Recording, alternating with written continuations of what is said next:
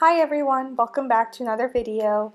Sorry for not uploading last week, I was a bit sick, but today I'll be showing you guys how to draw a portrait. So you're going to want to start off with a light sketch of the entire picture. You don't want to start finalizing pieces of the drawing before you have the whole face mapped out, or else your proportions may not turn out great. I have a tutorial about how to sketch a face, and I'll leave a link to that in the description. So right now I'm just starting out with the eyes. In my opinion, the eyes are one of the best places to start off when drawing a portrait, since they're the part of the face that most people will look at first. And once you get those right, you can start finalizing other pieces of the drawing. Now to draw the skin, I like to start off with lots of layers. So I just get all of the approximate colors in place and all of the highlights and shadows. This is a really light layer because I'm going to build on top of it after.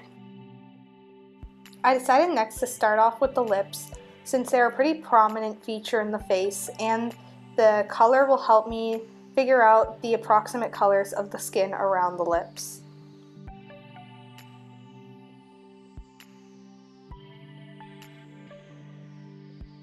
If you want the skin you're drawing to appear very smooth and blended, one of the best things you can do is drawing lots and lots of layers. In my opinion, the more layers you draw, the more smooth and blended the skin appears. So once I have about 3 to 5 layers down on a certain area of the skin, I use a Prismacolor colorless blender to blend it all out and make it smooth. It's important that when drawing skin, you keep in mind that you're not only going to be using browns and peaches, but you're also going to need certain shades of yellows, pinks, purples, and sometimes even blues and greens. So here I'm just moving on to the base layers of the hair and just finishing up the forehead. I also have a video about how to draw hair, and I'll leave the link to that in the description below as well. So once again, I'm really just building up on those layers and using a variety of colors to make the hair look realistic. It's important that when drawing hair, you're using your highlights often so that you don't lose them in all of these shadows and details. So after every layer or so, I'm just using my white colored pencil and I'm really defining those highlights.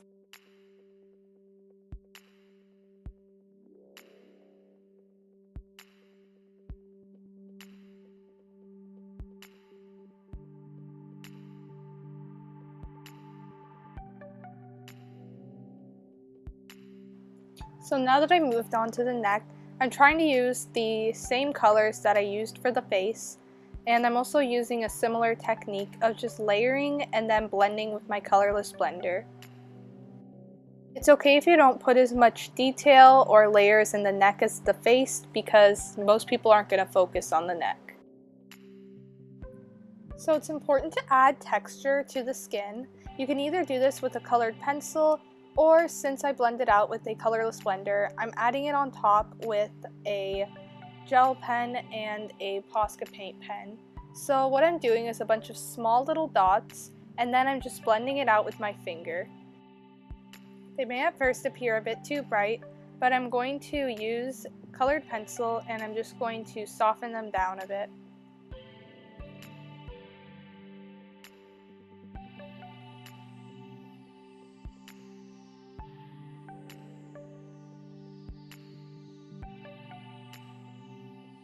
To do the details in the hair, I'm using a very pointy pencil in order to get all of the strands of hair and all the details in place.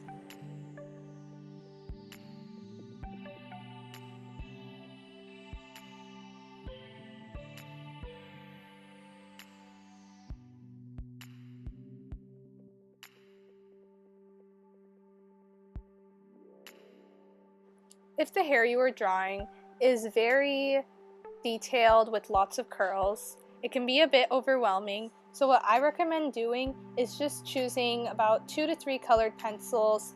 I chose white and pink, and I'm just lightly mapping out where all of the curls of the hair will go so that it's a bit less overwhelming when I have to add details.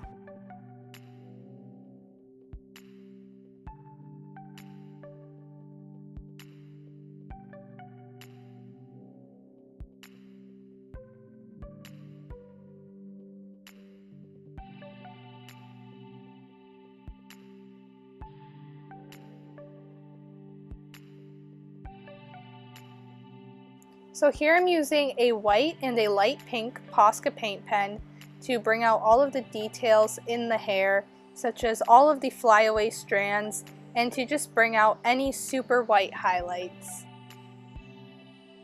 Now that the drawing is almost done, you can just take a moment to take a really hard look at your reference photo and make sure you haven't missed any details.